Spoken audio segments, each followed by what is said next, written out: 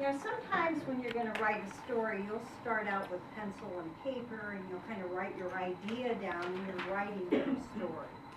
But in this case, the story's in my head, and it's in my heart. And I'm going to use an oral tradition to tell these words to you. That's how storytelling has come to be. You might hear, if you're at Thanksgiving, sitting around a family table, you'll hear an uncle or maybe your grandpa or someone else go, "Well, let me tell you, when I was your age," and they'll start telling a story. We've all been in a situation where someone's going to tell you they walked 10 miles to school and what it was like back when they were a kid. That's an example of someone telling you about their life using the oral tradition. Another example are Native American Indians. They would sit around the campfire at night and they would tell their whole history to the next generation of kids. So they would tell about their hunting, maybe their beliefs, but they would tell it by telling a story. So that brings me here today. This story is about something I happened to see on my way to work. I pass this farm all the time, but this one day I saw something different.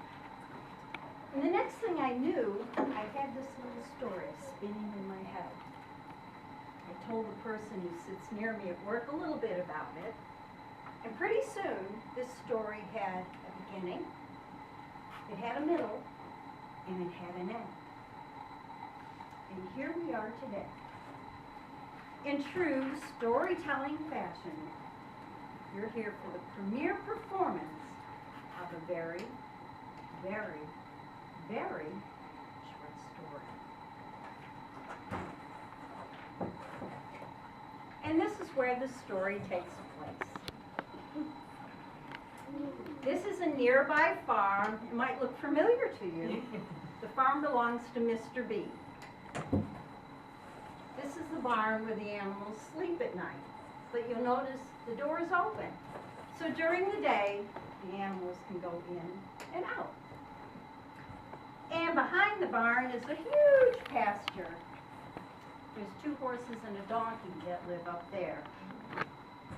And in the barnyard, well, that's where you're going to meet some of the animals in our story. So I'm going to leave this right here, because we may look at it later.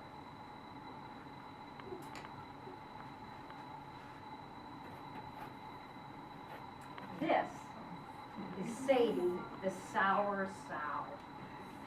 She's lived in the barnyard forever.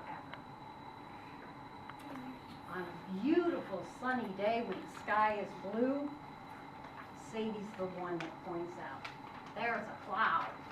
You've got to know someone like that.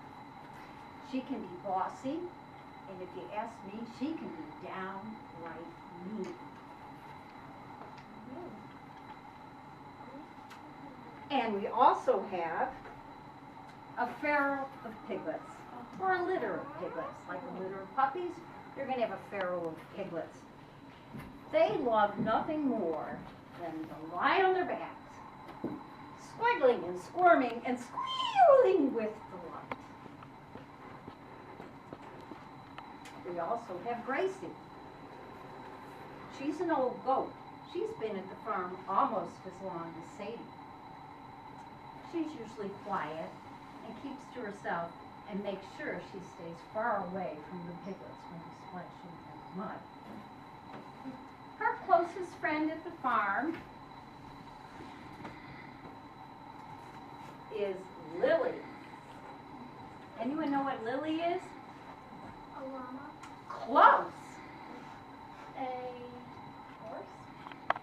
I'll give her closer. She's an alpaca. Lily's been at the farm for about a year and a half. She came all the way from Lima, Peru. She's bilingual.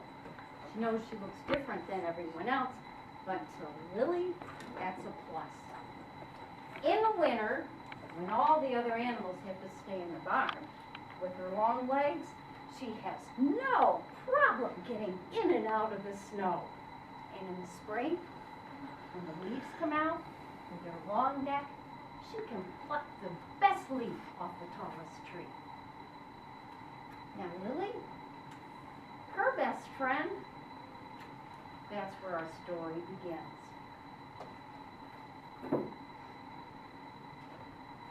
He's just being delusional, if you ask me, Sadie snorted at John. The piglets, they wasted no time picking up the word delusional and started squealing and squirming on their backs. Delusional! Sadie stepped back and Gracie moved to the side, just shook her head.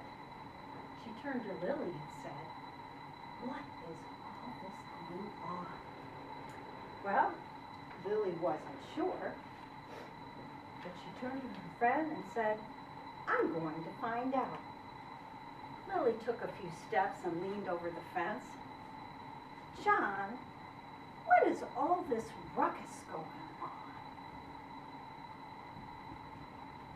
"Well, Lily, I didn't believe it myself, but I am the object of interest and intrigue."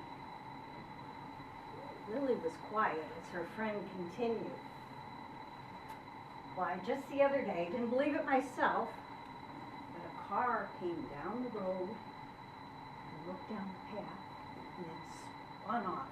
I didn't think anything of it, but the same thing happened the next day, the day after that, and the day after that. Lily, I think I hear it coming now." Lily and John peered down the path. A dark car came into view and stopped. The window rolled down. That's all they heard, and the car sped out of view. Someone had taken a picture. Now, no one can deny John was the object of interest and intrigue. So now you know who John is. John is the old truck. Well, the next day, the barnyard was in trouble. Sadie wasted no time snorting at John. "You've got to be kidding! The object of interest and intrigue? Indeed!" Of course, the piglets picked up on that, and they were squirming and squealing. "Interest and intrigue? Indeed!" Gracie just stepped back and shook her head and said, "Oh, my." Lily was kind of befuddled herself. John was her best friend in the whole wide world, but things have been different lately. Right after he announced that he was the object of interest and intrigue, he told everyone he no longer wanted to be called John. Instead, he wanted everyone to call him Jacques. Well, that was okay with Lily. Then, he started wearing a beret on the top of his cap, tipped to one side, and he had a black mustache attached to the front of his grill. This was okay with Lily. In fact, Lily thought John, aka Jacques, looked rather dashing. But she really wasn't prepared for what happened next. "Ho, ho, ho, mon chéri, it's a beautiful day. Oui. Why, yes it is, Jacques. It's a wonderful day for an adventure, n'est-ce pas?" Lily had no idea what an adventure was, but the next thing she knew, she was walking up the gate, climbing up on the front seat of the cab, and was peering down the path, heading into the great unknown with her friend Jacques, while Sadie, the piglets, and Gracie stood in disbelief. Here they go, heading into the great unknown. He's got his mustache and his hat, and Lily sitting in the front seat.